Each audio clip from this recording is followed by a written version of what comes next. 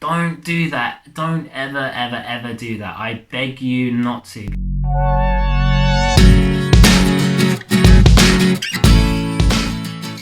Hello, welcome back to another video. Today I am flipping the perspective from someone with IBD, such as myself, to someone who doesn't have IBD and who knows someone that does. So if you haven't guessed it from the title of this video, it's about helping a friend that has inflammatory bowel disease. So by the end of this video, all of you who don't have IBD or a chronic illness would hopefully kind of know what to do or how to support your friend that does. As per usual, before we get started, please subscribe to my channel and check out my social media pages. You can find the link on the description below. I'm mainly on Instagram, and I do try to post these videos on Instagram as well. I've got other informative videos, so if you do want to know what Crohn's disease or ulcerative colitis is, you can check out the Crohn's disease one here and the ulcerative colitis one here. But yeah, if you also want exclusive tips and tricks on how to manage with Crohn's disease and ulcerative colitis, I send them out exclusively on my newsletter. So visit my website. You can also find a link in the description below, and when prompted, just enter your email and you'll be automatically signed up to receive those tips and tricks. So let's get on to the main topic of this video. Now, I've only ever told a very few friends about my Crohn's disease, which I was glad to, because I could develop a support system outside of my family, because friends are such an important part of your life. But one of the main reasons, not only because I was embarrassed about my Crohn's disease, but I never really told people, because the response you would get is you look fine to me, or you don't look sick to me, and so many people with an invisible illness hear that. And that's kind of the point of an invisible illness. You can't see it. That is why it's called invisible. Okay, so what I would first suggest for you to do is to educate yourself on the disease. If someone tells you they have Crohn's disease or ulcerative colitis, I would suggest to go find out about it. Find out what the symptoms are, how it affects their life, how is it treated. A lot of misunderstanding that occurs in friendships with someone who does have a chronic illness is the lack of education of what that person is going through and what a difficult time they're having. So I understand that some people don't feel comfortable telling their friends about their condition, and I wasn't at first, and it did start to affect some friendships, and people just don't understand why you would cancel last minute or won't turn up to events, and it can cause strain on your friendships, and you may even find that you start to lose friends, or unfortunately you may have lost friends already, and that's certainly the case that happened to me. There is no right or wrong answer. It's completely up to you whether you want to tell your friends or not, and whether you think they're going to be good enough friends to stick around and support you. Now, when I say go educate yourself, I would be very careful as to searching the disease on the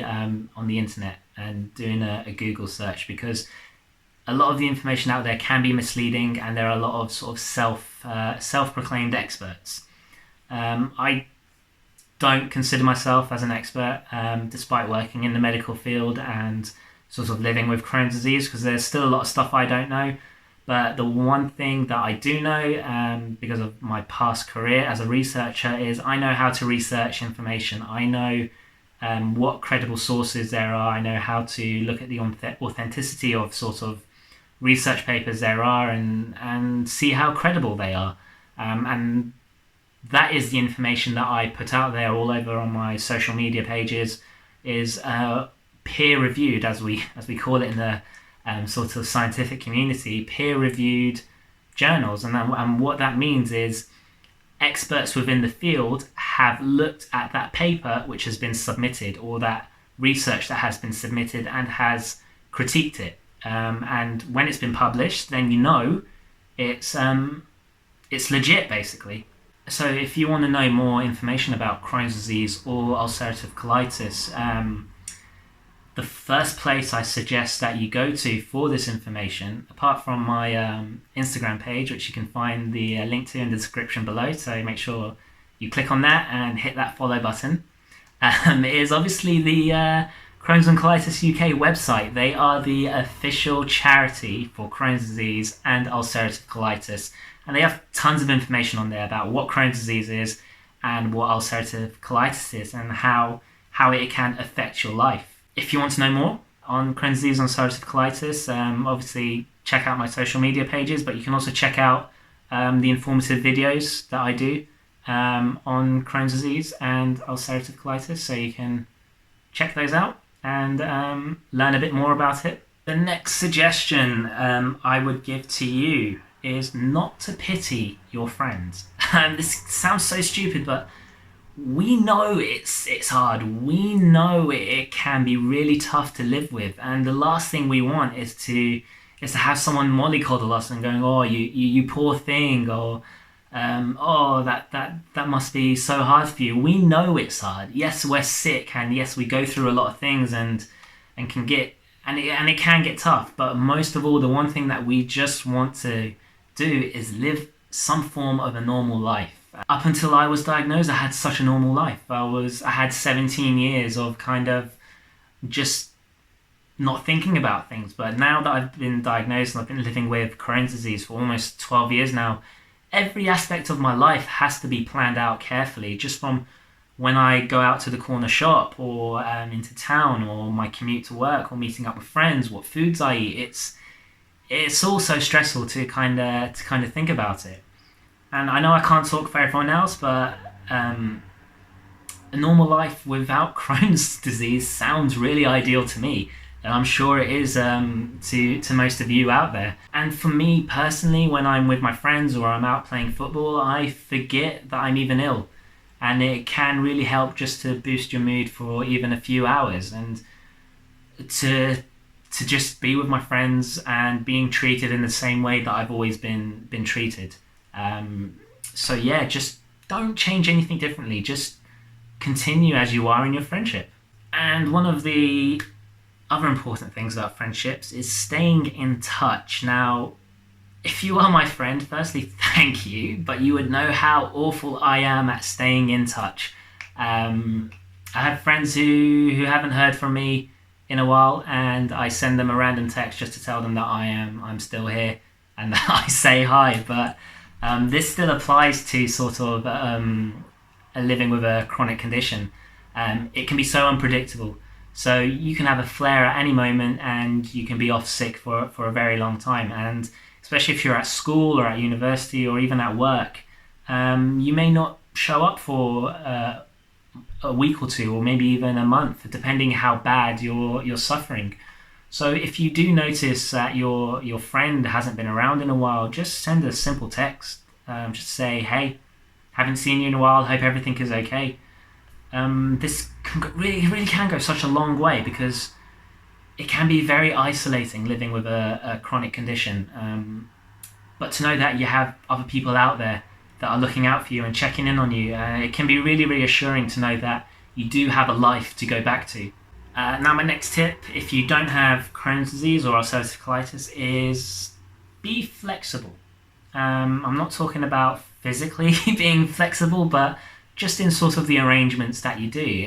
So, for example, some people with Crohn's or colitis can get very anxious about leaving the house because they're not sure of the availability of the toilets there are in public, or what even state they're in. And so it can just be easier to stay at home, where you know not only do you have a clean toilet, but you have access to it 24/7. I admit I was like this at the beginning of my diagnosis. I was a bit of a social recluse, apart from turning up to the things that I really needed me to turn up to, so like birthdays and other things like that. But if I could cancel, I would pretty much cancel, because I didn't see it as worth the risk of getting caught out short in public if I ever needed the toilet, or if I had a random flare. So sometimes just organising a night in at your friend's house, or going to their house instead of a night out, can do them the world of good. Or even choosing a venue that's kind of nearer to them, so they don't have to travel that far. And these little sort of steps can help boost their confidence in sort of having a normal social life. Also, I do understand that Crohn's and colitis is very unpredictable, and what I would suggest is don't get offended or annoyed if they cancel last minute or are late to an event or something, because it really is so unpredictable. You don't know when you're going to flare up or how bad that flare is going to be. Certainly for me, I've had a flare before an event and I've had to decide, is it worth going, or is it worth risking the little energy that I had to just show my face. Some flares are worse than others, and you can go out, but most of the time it's physically almost impossible to even leave the bathroom. It's that bad sometimes. So my next point is to listen to them. It sounds silly, but if they choose to confide in you about their Crohn's or colitis, just know what a big thing that is, because it can be so embarrassing talking about needing to go to the loo all the time, or even have problems such as fistulas or abscesses that do affect the back passage, and that can be really embarrassing to talk about to someone other than a doctor. But my biggest point to get across here is, don't listen just for the sake of replying. Listen to understand them. Listen to how their IBD affects them. Listen to how it's causing them problems. And instead of listening to reply and pity them, reply and see what you can do as a friend to ease the burden on them. Now, my last point is, and in my opinion anyway, it's one of the very most important ones that I personally can think of, and that is, don't compare your friends to each other, especially if you know more than one person who has IBD. Having Crohn's or colitis, it affects everyone differently, and if you know two people who do suffer from it, please do not compare them to each other. Don't say something like, oh, so-and-so has Crohn's, they can do this, they can eat that, why can't you? It shouldn't be a problem. Don't do that. Don't ever do that. I beg you not to, because it can make you feel like there is something wrong with you if someone else is able to do something with the same condition and you're unable to. And look, the reason being is it affects us all differently, and people manage it differently, and someone who's able to do something maybe living with it much longer than the person you're comparing to.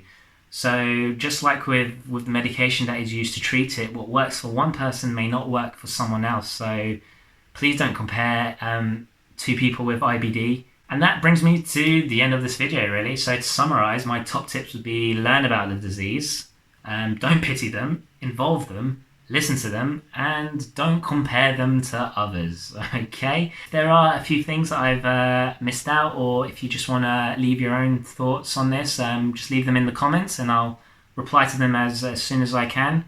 And before I sign off this video, just a little reminder, if you haven't done so, please hit that subscribe button, and if you did like this video, give it a thumbs up. I'm not sure if you can give a double thumbs up, but a single thumbs up would be really helpful. And check out all my social media pages. The links are in the description below.